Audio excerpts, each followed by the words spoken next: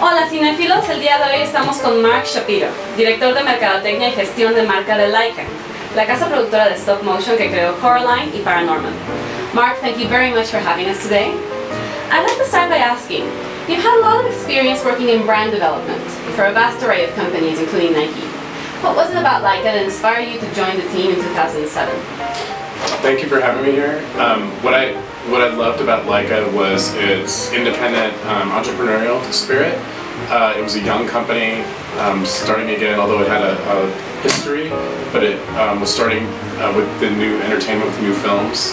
And I love the spirit of the entrepreneurial spirit and the fact that everything was done by hand and handcrafted, and it very much fit with the idea of making things by hand and doing things by hand, which is what we do in Oregon, and so that appealed to me. Laika specializes in unique storytelling. What was behind the concept of your newest film, The Boxtrolls, which comes out next year? So The Boxtrolls is based on a book by Alan Snow called Here Be Monsters, and the idea of a child coming from underground, raised by these box trolls, and coming into just a whole new world and discovering what's going on in that world was really appealing to us because it, again, told the story. There's a little bit of danger, a little bit of intrigue, and a little bit of excitement, as well as adventure. And so in all of our movies, I think they feature those elements, and this one was no exception. And again, coming from the book, Alan Snow's book, there were so many. It was an epic adventure that we were able to sort of put together into one story. Have you been able to see some Mexican stop motion animation projects? Yes. What are your thoughts? I love the process. I think there seems to be within the culture just the idea of storytelling, which is we were talking earlier about some of the beautiful designs and things from animales from Oaxaca, places like that, and I think that the culture of storytelling translates beautifully into the creation of, into the evolution of stop motion film, and the way that, puppets can be moved frame by frame by frame to tell a story. I've seen several short stop motion films of Day of the Dead, and I love the movement and the way the skeletons move around, and I just think that there's a unique perspective of storytelling from Mexico. So far, which has been your favorite character created by Laika, and why? I love Coraline, maybe because that's when I started at Laika Entertainment.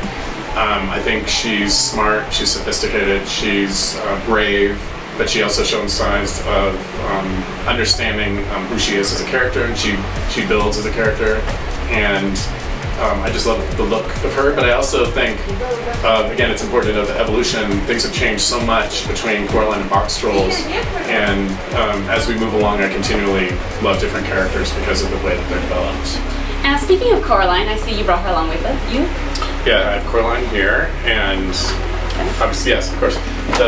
Again, the movie came out in 2009, and if you look at the puppet, every part of her was made by hand on site at our studio in Oregon, and that's everything from the puppet itself, the costume. The hair is stiff. I was not expecting the hair to be stiff. For some reason I thought it had a bit more like... Okay. So you can, I brought these along too. These are faces. We actually... Yeah, because I see that there's a ridge here, so you can move and... So these faces are created on the computer, you can see here, and they're printed out on a 3D printer, so we have thousands of faces.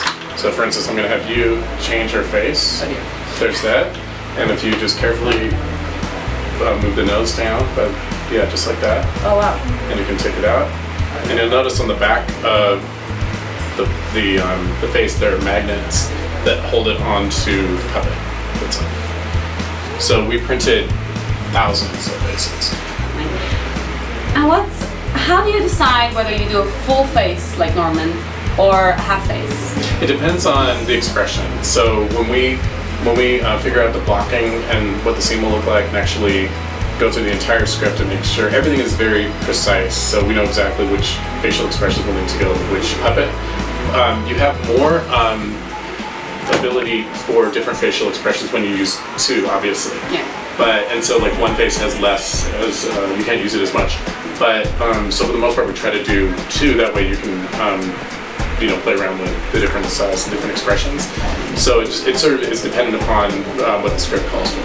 How long does it take to make a puppet from design all the way to finish? Well, months probably, but by the time the puppet is made, it can take several weeks to put everything together from concept to the finished product.